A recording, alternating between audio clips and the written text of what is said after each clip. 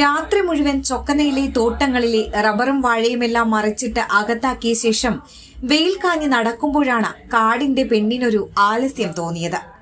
ചൂടിന്റെ കാഠിന്യം കൊണ്ടാണോ കുമ്പ് നിറഞ്ഞതിന്റെ ക്ഷീണം കൊണ്ടാണോ എന്ന് അറിയില്ല. അധികം ദൂരമൊന്നും അവളെ കൊണ്ട് നടക്കാൻ കഴിയാതായപ്പോഴാണ് എന്നാൽ പിന്നെ ഇത്തിരി നേരം ഒന്ന് കിടന്നാലോ എന്ന് ചിന്തിച്ചത്. തണൽ തേടി നടക്കാനൊന്നും തളർച്ച സമ്മതിക്കാതെ വന്നതും ഇപ്പോൾ ഇനി കാട് കയറിയിട്ടും വലിയ കാര്യമൊന്നുമില്ല എന്നോർത്തും പിന്നെ ഒന്നും നോക്കിയില്ല.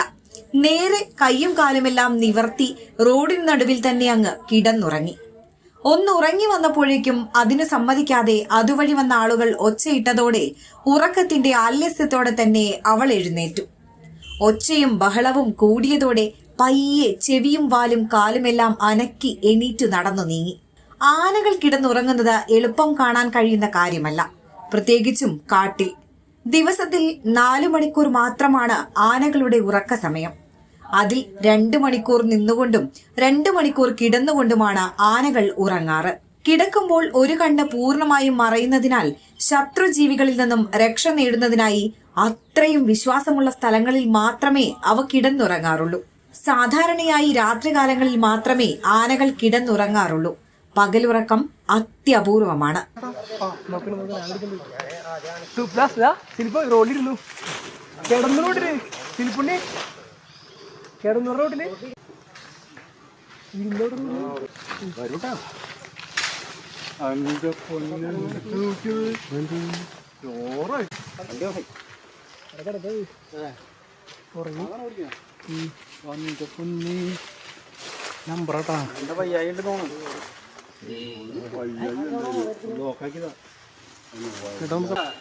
ആരത്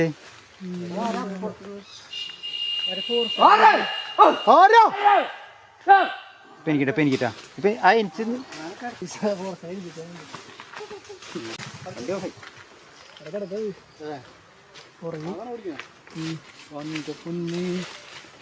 നമ്പറാട്ടാ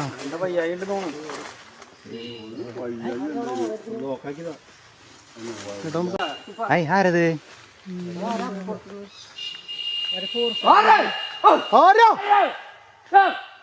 പെനിക്കിട്ടാ ഇപ്പൊ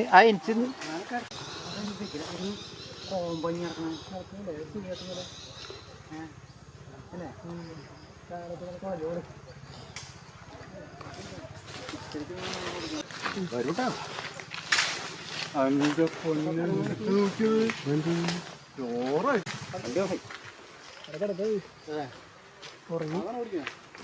വന്നിട്ട് പൊന്നി നമ്പറാട്ടാ എന്റെ പയ്യായിട്ട് തോന്നുന്നു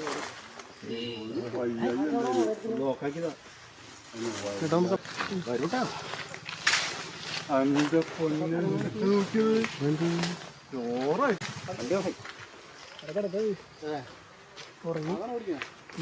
വന്നിട്ട് പൊന്നി നമ്പറാട്ടാ എന്റെ പയ്യായിട്ട് തോന്നുന്നു